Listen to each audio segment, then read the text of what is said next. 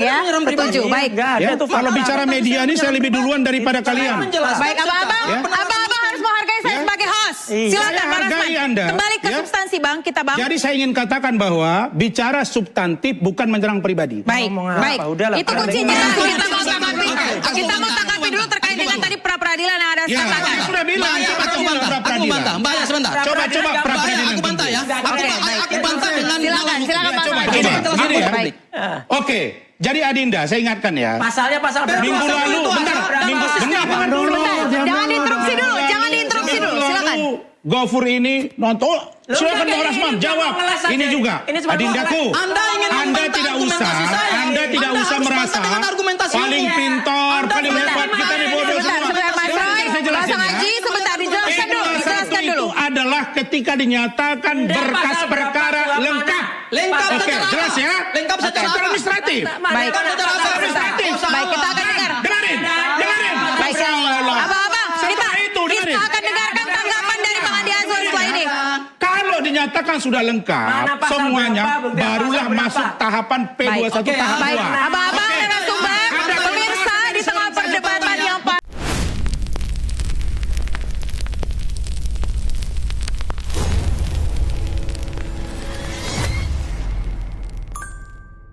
Halo teman-teman semuanya, selamat datang kembali di channel ini. Jumpa lagi dengan saya Vicky Himpong. Apa kabar kalian semuanya?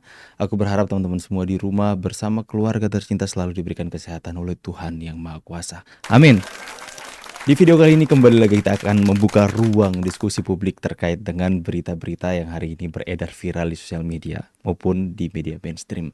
Apalagi semalam di acara live streaming interupsi, terlihat mbak hostnya itu benar-benar kesal sampai mau ngamuk rasanya teman-teman. karena Roy Suryo sama Gafur dan Bang Rasman itu susah dibilangin. Bang Rasman lagi bicara, Mas Roy Suryo dan Bang Gafur itu nggak mau berhenti untuk menginterupsi.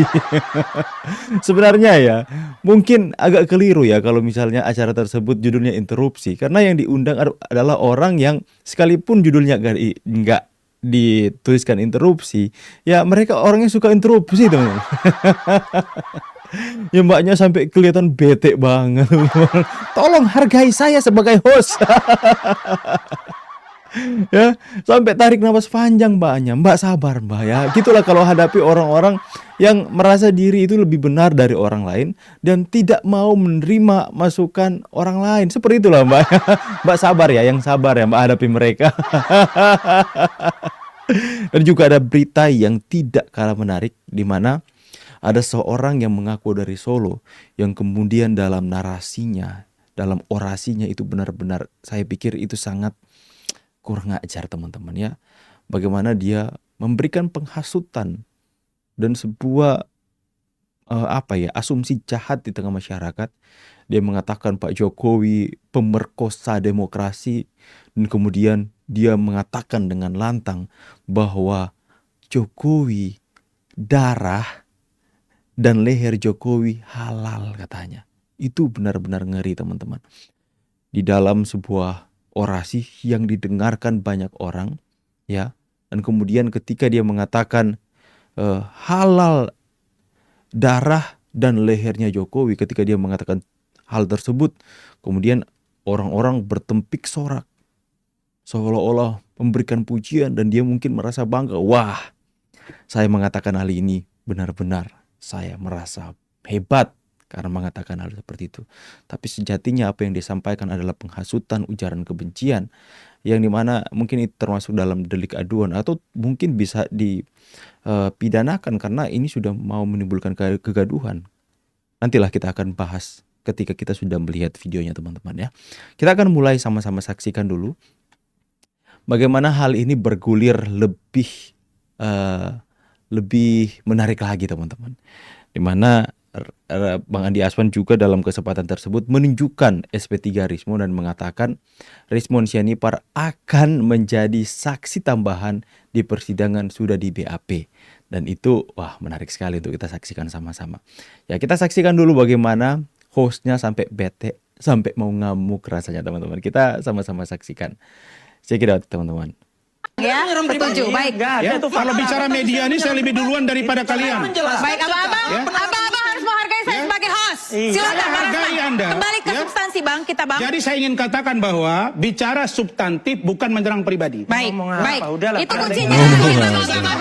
Kita mau tanggapi dulu terkait dengan tadi pra peradilan yang ada Ya, katakan. saya sudah bilang Mbak, coba aku bantah. Aku bantah. Mbak ya sebentar. Coba pra peradilan. Aku bantah ya. Aku bantah dengan Silakan, silakan, Bang. Coba Rasman. gini ya. Baik. Oke, jadi Adinda saya ingatkan ya. Pasalnya pasal berapa? Minggu lalu, bentar, bentar dulu. Jangan diinterupsi dulu, jangan diinterupsi dulu. Silakan. Gofur ini nonton.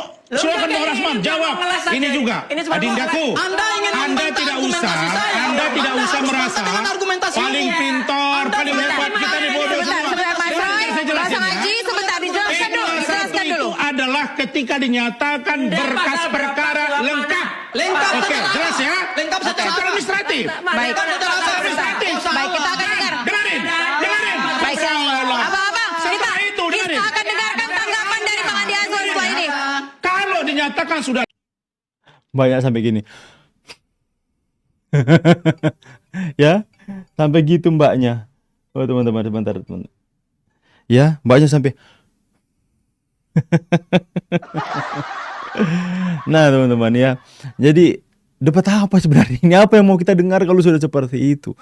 Kalau misalnya di Rakyat Bersuara mungkin Aiman akan memberikan wanti-wanti kembali. Anda akan menjadi contoh sebagai Abu Janda kedua. Dia usir dari Rakyat Bersuara teman-teman. Oke teman-teman ya, sangat-sangat lucu. Kita langsung ke pembahasan yang selanjutnya. Check it out, let's go.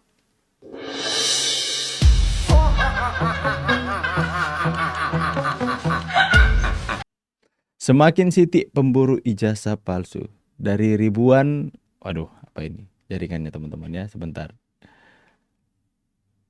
Nah di apa ini ya, di demo inilah yang kemudian dia mengatakan hal tersebut. Dia mengatakan bahwa ya saya pikir itu adalah pernyataan yang benar-benar tidak perlu disampaikan dengan tendensius seperti itu teman. Itu benar-benar sangat kurang ajar, bisa dikatakan kurang ajar. Kita coba sama-sama saksikan ya. Apa yang disampaikan tersebut itu benar-benar ya melukai tentu saja ya. Tarik. Ini ya, ini orangnya ya, mengaku Solo. Makanya dalam postingan ini mengatakan tolong pemerintah segera ditindak orang-orang seperti ini. Jangan sampai rakyat yang akan turun tangan sendiri.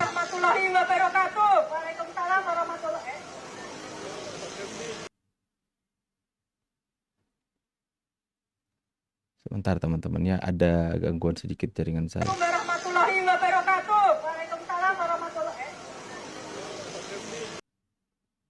Masih semangat? Gimana kabarnya? Selamat sore saudara-saudaraku. Setanah air yang saya cintai. Di sini kita berkumpul. Di bawah ini kita selalu membersamai dan kompak untuk mengangkat sebuah ijazah yang memang benar-benar tidak ada ijazah goib dan itu ijazah palsu. Kejujuran dan kebenaran harus kita lakukan. Kalau memang asli, tunjukkanlah asli seorang Jokowi. Jokowi adalah pemerkosa demokrasi.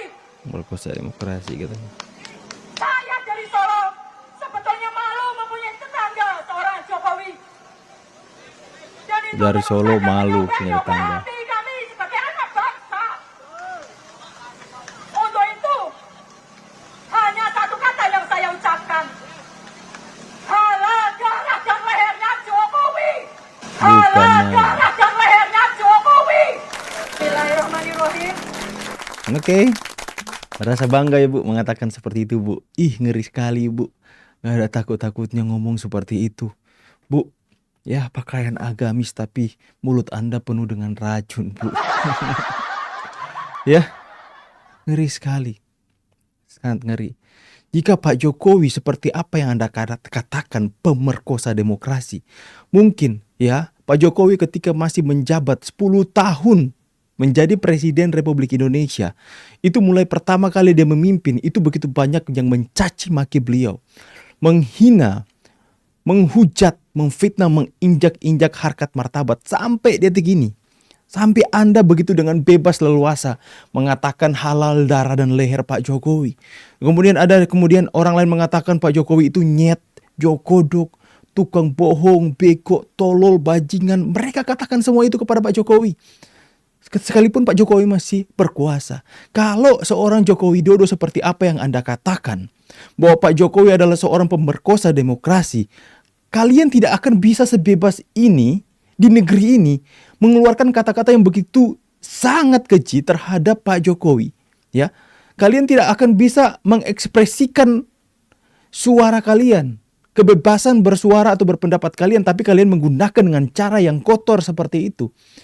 Bukan menyampaikan kritik, saran yang membangun, tapi membunuh karakter seorang, menjelek-jelekan, membuli, memfitnah, menghina, dan sebagainya. Kalau Pak Jokowi adalah seperti yang Anda katakan seorang pemerkosa demokrasi, Pak Jokowi sudah menggunakan wewenangnya, otoritasnya yang dimana itu adalah otoritas tertinggi atas bangsa ini ketika beliau masih memimpin, sudah dipenjara satu-satu kalian. Kalau Pak Jokowi tidak menghargai demokrasi, sudah hilang kalian. Coba kalian seperti ini di zaman Orde Baru, nggak ada, hilang. Ya. Tapi dengan sebebas-bebasnya kalian berbicara seperti itu, katakan darah dan leher Pak Jokowi. Apa maksud Anda, Bu? Maksud Anda apa mengatakan seperti itu? Ya. Bukankah Anda dengan berani mengatakan hal seperti itu karena Pak Jokowi selama 10 tahun tidak pernah mengambil tindakan hukum terhadap orang-orang yang mengatakan dia PKI lah, orang mengatakan dia Firaun, orang mengatakan dia antek asing, dan begitu banyak foto-foto meme yang digunakan kemudian diedit seperti mukanya Pak Jokowi, ada pengemis, ada kodok dan sebagainya. Pak Jokowi membiarkan semua hal itu, tidak mau ambil pusing, dan karena hal itu kalian berpikir bahwa mencaci maki Presiden ke-7 Republik Indonesia tidak apa-apa karena Pak Jokowi bukan seperti tokoh-tokoh yang lainnya yang baperan. Ya, coba Anda katakan hal seperti itu kepada tokoh yang lain. Ya, coba Anda katakan hal seperti itu kepada orang-orang besar yang lain selain Pak Jokowi lah. Anda katakan Bu kepada tokoh yang lain, darah dan leher mereka itu halal. Itu ngeri sekali kan.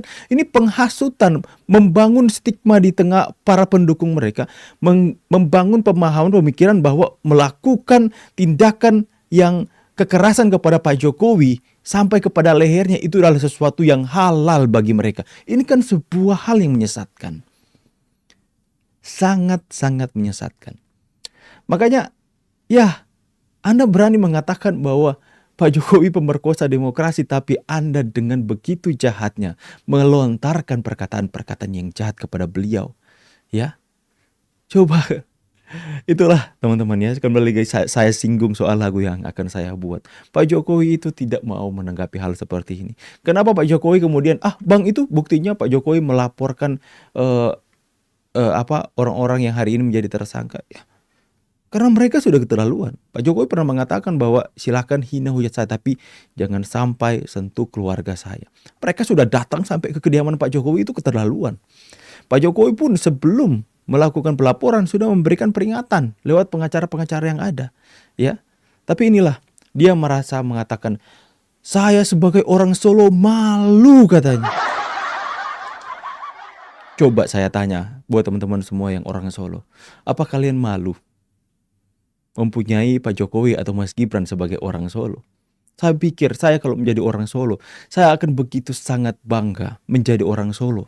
Karena Pak Jokowi, orang yang begitu fenomenal hari ini, orang yang begitu dicintai rakyatnya. Gibran, wakil presiden yang dipilih ratusan juta rakyat Indonesia, adalah putra Solo yang membanggakan Solo tentunya teman-teman.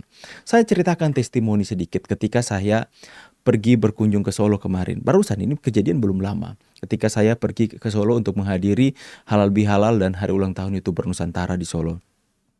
Dari sebuah hotel untuk pergi dari Solo Baru pergi ke Hotel Sunan, saya memesan sebuah driver online. Ya, saya dengan istri, dengan Sienna naik di sana. Dan kemudian terciptalah sebuah perbincangan saya dengan bapak sopir tersebut teman-teman. Dan tanpa sengaja perbincangannya mengarah kepada Pak Jokowi. Saya tidak memancing untuk berbicara soal Pak Jokowi, tapi itu terceletus dari mulutnya terkait dengan bagaimana beliau ini adalah orang yang sudah puluhan tahun tinggal di Solo. Jadi dia benar-benar merasakan perubahan dari kepemimpinan satu ke kepemimpinan yang lainnya. Dan dia mengutip sebuah kata-kata bahwa sejak Pak Jokowi memimpin Solo, Solo berubah total. Sejak Pak Jokowi memimpin Solo, dia merasakan perubahan yang begitu dahsyat atas Solo. Istri saya saksinya, mendengarkan apa yang Bapak ini sampaikan. Dia mengatakan bahwa Pak Jokowi itu orangnya hebat. Ya, ketika dia dipercayakan skala yang lebih kecil untuk memimpin Solo, dia kerjakan dengan sepenuh hati. Itu pedagang-pedagang seperti apa yang Pak Jokowi pernah sampaikan dalam pidato itu, dia ditertibkan dan semuanya berjalan dengan sangat baik di bawah kepemimpinan Pak Jokowi. Dan Bapak itu benar-benar bangga sampai detik ini Pak Jokowi itu rumahnya dikunjungi oleh rakyat. Jadi itu orang Solo asli yang sudah puluhan tahun yang merasakan perbedaan pemerintahan dari sebelum Pak Jokowi dan kemudian ketika Pak Jokowi memimpin. Itu sama halnya dengan saya. Ya, saya hari ini kalau Tuhan berkenan tanggal 20 saya berusia 37 tahun. Dan selama 37 tahun ini saya sudah merasakan perubahan pemerintah, perubahan rezim di bangsa Indonesia ini. Saya merasakan zaman Orde Baru, teman-teman ya, Pak Soeharto. Saya dari sejak kecil SD saya sudah merasakan kepemimpinan itu. Dan kemudian saya berganti kepemimpinan sampai kepada Pak Jokowi. Memang semua pemimpin itu melakukan pembangunan. Tapi di era Pak Jokowi yang saya merasakan dengan sangat signifikan pembangunan infrastruktur di kota saya. Makanya saya melihat ketika hadirnya seorang Joko Widodo, itu benar-benar ada perbedaan. Itu yang membuat warga Manado, coba kalian datang ke Manado dan kalian random saja. Tanya soal Pak Jokowi dan dengarkan pendapat mereka. Pasti mereka akan katakan sesuatu hal yang positif tentang Pak Jokowi. Karena mereka melihat apa sesuatu hal yang nyata yang dibangun oleh Pak Jokowi. Terkait dengan infrastruktur dan hal-hal yang lainnya. Belum pernah ada tol di Manado teman-teman ya. Itu pembangunan di kota kami ini benar-benar sangat tertinggal. Tapi ketika Pak Jokowi memimpin, barulah ada tol, barulah ada bendungan yang baru. Dibangunlah jembatan Soekarno menghubungkan dari, ya, ada laut yang memisahkan, ya, ada muara besar yang memisahkan antara satu tempat ke tempat yang lainnya. Sehingga kalau mau dari sini untuk menumpuk ke jalan sebelah itu kami harus memutar jauh, melewati begitu banyak kemacetan. Tapi ketika Pak Jokowi memimpin, hadirlah jembatan Soekarno. Jembatan yang menghubungkan dari pulau ini ke pulau yang lainnya. Kemudian kita kalau mau pergi ke pusat kota dari tempat saya itu hanya membuktikan waktu 10 menit saja yang sebelumnya bisa 1 jam, teman-teman. Itulah yang kemudian kita lihat bahwa Pak Jokowi ini adalah orang yang benar-benar tulus untuk membangun rakyat. Ya, dan kemudian dia yang tidak mau mengucap syukur, ya, mengatakan orang Solo tapi malu katanya dengan Pak Jokowi. Hei, Anda menyampaikan hal seperti itu tidak mewakili orang Solo, ya. Coba saya mau ajak kepada kalian semua yang tinggal di Solo, tulis di kolom komentar. Apakah kalian malu sebagai orang Solo memiliki putra Solo seperti Pak Jokowi dan Mas Gibran? Silahkan tulis di kolom komentar. Lantas kemudian di acara tersebut, demo mereka dengan begitu berapi-api dia menyampaikan orasi halal darahnya Pak Jokowi, lehernya halal. Ngeri sekali Bu, ngeri sekalian. Saya sedih teman-teman melihat bagaimana ini kemudian disampaikan di ruang publik, disampaikan di media elektronik, yang kemudian hari ini pastinya ini akan memberikan suatu hal yang buruk di tengah-tengah masyarakat yang menyaksikan, ya. Ini seolah-olah kalau orang yang menelan mentah-mentah ini akan memikirkan bahwa wah, melukai Pak Jokowi dan keluarganya adalah suatu hal yang halal. Ngeri sekali teman-teman. Bagaimana pendapat kalian soal terkait dengan hal ini? Inilah seharusnya yang kita harus lawan. Kita bersosial media harus dengan cara yang beradab. Dengan diberikannya kita kebebasan dalam berekspresi, kebebasan dalam bersuara di sosial media. Tapi jangan gunakan itu dengan cara-cara yang tidak beretika seperti ini. Cara-cara yang tidak beradab. Anda boleh tidak suka dan tidak senang kepada Pak Jokowi. Tapi jangan mengeluarkan hal yang malah menghasut para pendukung-pendukung kalian. Ya. Kita semua pasti mempunyai orang yang kita dukung dan orang yang tidak kita dukung. Tapi jangan sampai ketidaksukaan kita itu kepada orang lain itu membuat kita hatinya tertutup dengan kebencian sehingga kita bisa berkata-kata menyampaikan hal-hal yang seenak jidatmu. Sehingga nggak memikirkan apakah orang lain terluka dengan perkataan kita atau tidak. Bagaimana teman-teman pendapat kalian? Ya, miris ya? Sangat miris. Tapi itulah kubu mereka, seperti itu cara mainnya. Kita harus sikapi dengan santai saja. Jangan mau kita terpancing dan kemudian kita menjadi seperti mereka. Kita harus menjadi pembeda. Kita harus menjadi terang. Saya pamit. See you on the next video and God bless you. Bye guys.